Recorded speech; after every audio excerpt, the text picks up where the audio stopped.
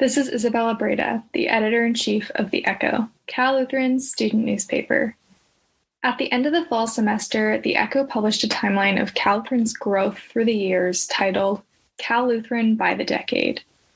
The timeline seeks to provide context for the social climate lived on campus today, as it identifies events on campus that led to positive change, including gender and racial diversity, as well as equity and inclusion initiatives. Our news and managing editor, Lindsey is here today to go a little bit deeper into the timeline. So, yes, I'm Lindsey Potter. I am the current news editor and managing editor for The Echo. I was the former features editor, and then I was a reporter as well. I'm a senior at California Lutheran University, and I'm a communication major. Cool. Welcome to the show. Thank you for having me.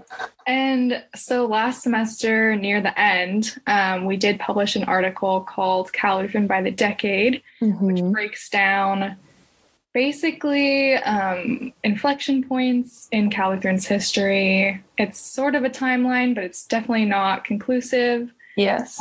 So I was wondering if you could talk a little bit about what first sparked your interest in diving into this history.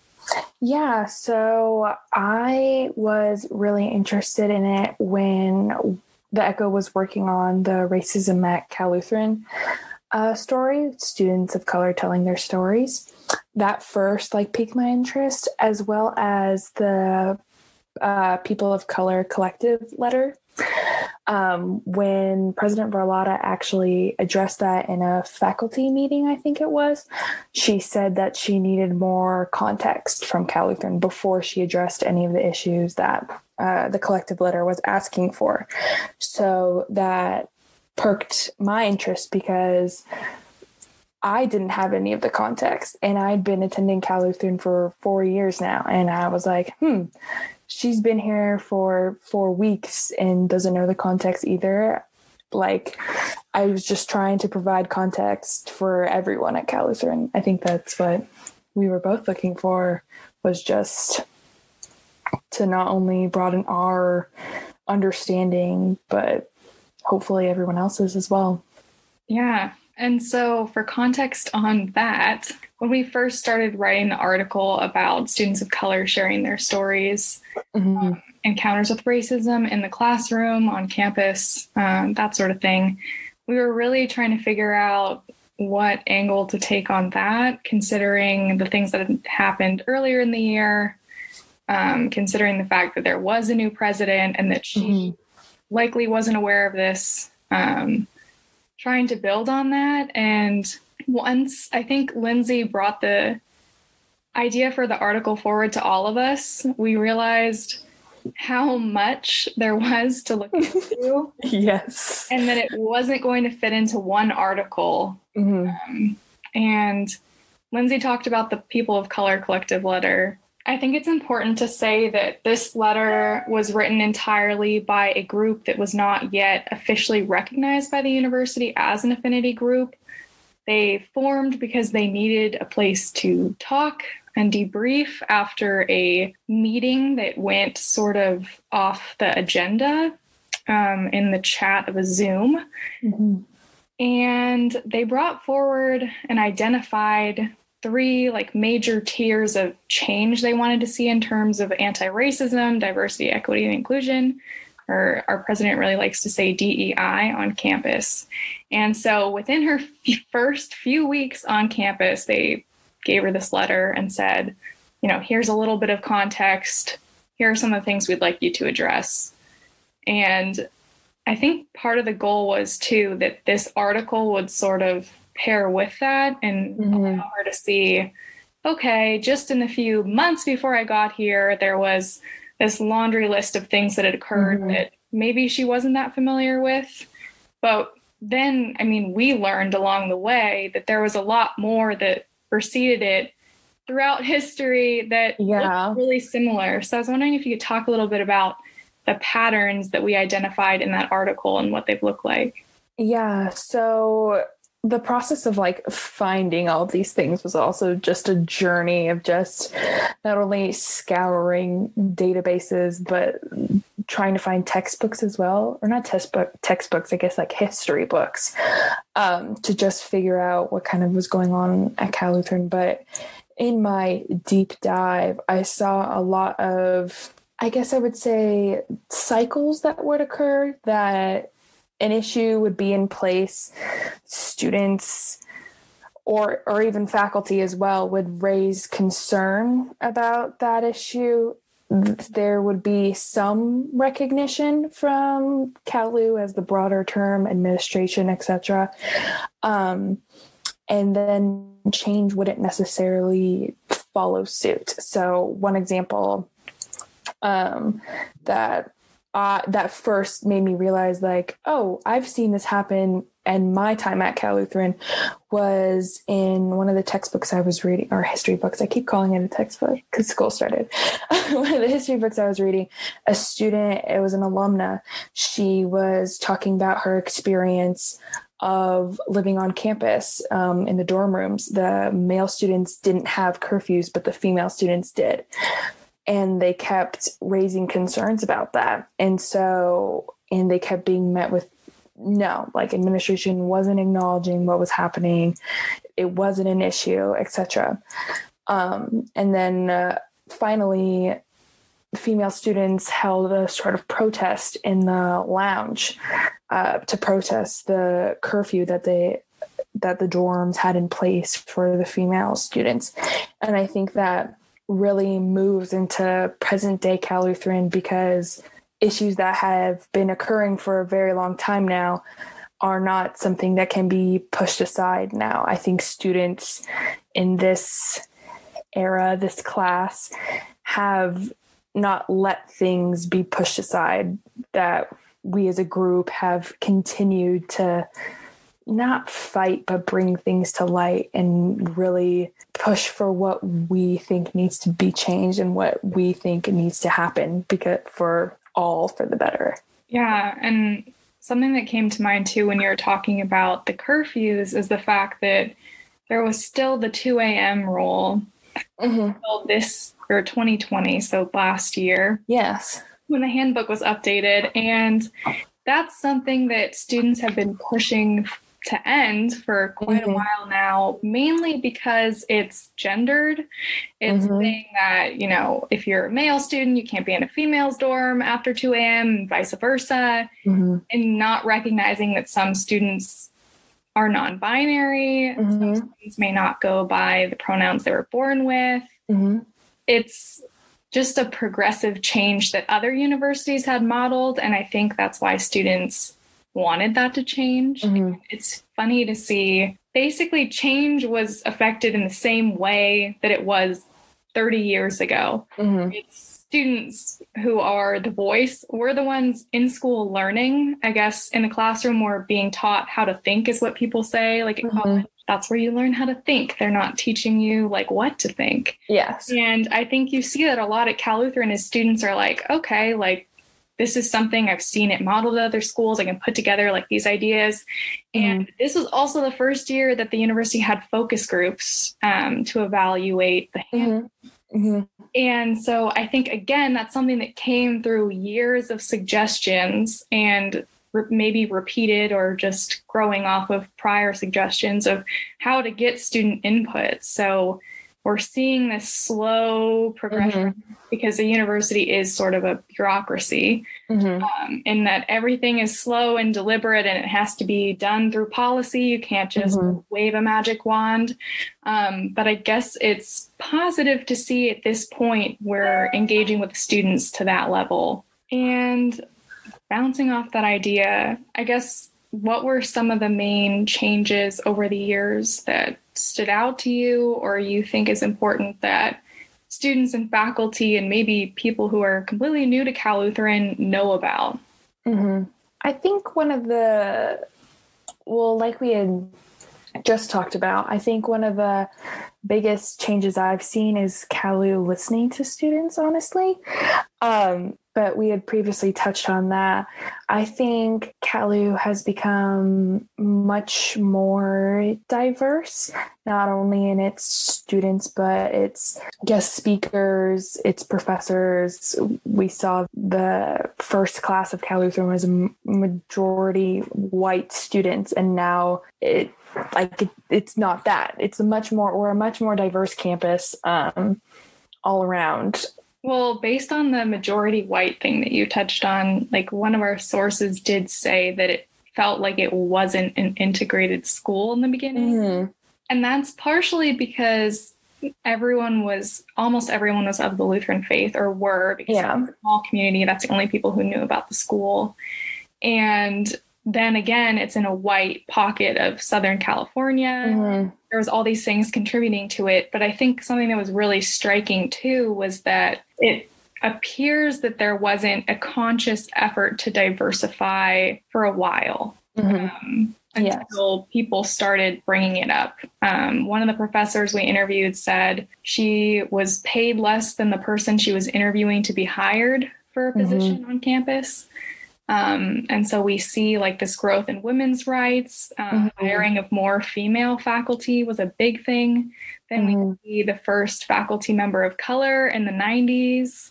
And from there, I think it starts speeding up, but it was definitely a slow process from that like fully white, mostly white class. Yeah, definitely.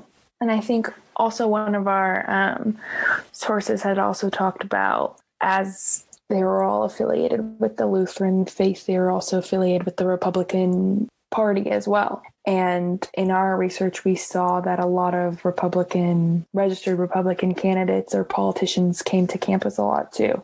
Not now necessarily, there aren't politicians coming to our campus. I mean, obviously not now. I'm talking to you through a Zoom call, so no one's coming to our campus now. But I thought that was an interesting change as well. I thought that was really interesting to just find out in general. Like, George H.W. was at our campus. There's a tree after our George H.W. in Kingsman Park. Like, I had no idea that. I read that in the library and then walked outside to Kingsman Park and found the tree and was like, what? Why? How long has this been here? A long time, actually. So it was just very interesting to find out. I think this also speaks to where Southern California was at that time, a white pocket in California. So it's not necessarily surprising, but it just speaks to where we are. Is it Gallagly Library? It just speaks to a lot of other things, more recent things at Cal Lutheran. Yeah, and that was the same thing we had maybe it wasn't intentional affiliation or association with, that we wanted to get all these Republican or right-leaning speakers coming to campus. And then that all sort of culminated in 2016, I believe it was, when the Gallagly Center was built. And there was a lot of pushback on campus, which is something that might not have happened if it was 20 or 30 years ago. But again, that has to do with the context of the school, things that had just gone on in the past and sort of been accepted as norms. That, okay, we're going to have Republican speakers come to campus. We're going to build a center dedicated to a Republican. The other issue with this is right around the time Cal Lutheran became an HSI. And this specific individual, Elton Gallagly, had taken a very hard anti-immigration stance. I mean, that's something that he's often identified for. And so to see that sort of structure on campus was harmful to some people. And we got to look back at the Echo's reporting. I mean, it's our own publication, but we weren't here yet. So again, like getting more insight into things that happened on campus just through stories. And I think a lot of this is the fact that there wasn't a single source for all of these things, but we were together through interviews that some of them went on for an hour or more. People just sitting there trying to recall what happened on this day in history. And obviously everyone has emotional attachments to these things that happened. So it's really cool to dive into that. And then touching on the stuff that was in the books, which are on course reserve at the library. So it's not like you can look it up online. Lindsey here and physically picked up the book. Yes, the one textbook, I forget, I think it's the College of Our Dreams, I think is the one that's in library that you can only have in your hands. You have to be inside the library and you get it for 2 hours. That's it. So I had to flip fast. Yeah. But so it just speaks to the fact that there was a need for context, and that's kind of the gap we were trying to fill. Yes, that was our primary function of this article, was literally trying to provide context, and especially in a time where we just had a sort of resurgence of the Black Lives Matter movement. We had our own racial reckoning on campus. There was all these calls to action. And with the new president coming in, as we've touched on before, we felt like also for her to be able to see, like, this is what's happened, for us to have the background at working in news, it's important for us to know what's preceded the things that are existing today.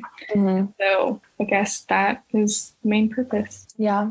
Yeah, I think issues of sex and gender as well. We're still, I know I wrote an article deep diving into Title IX, I think over a year now ago, that still has yet to be officially addressed from Cal Lutherans that are still necessarily I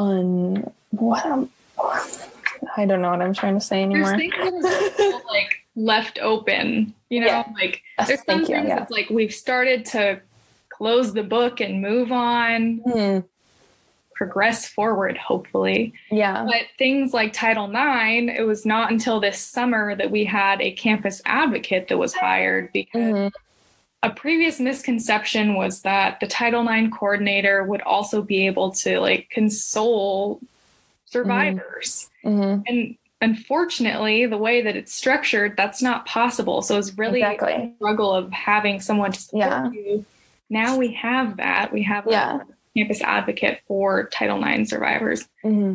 But that's a small step forward from what we've come and what we've endured. And we, again, echo long ago, before we were here, Lindsey and I had been reporting on Title IX. And the fact that we've still continued to report on it says that it's not completely resolved.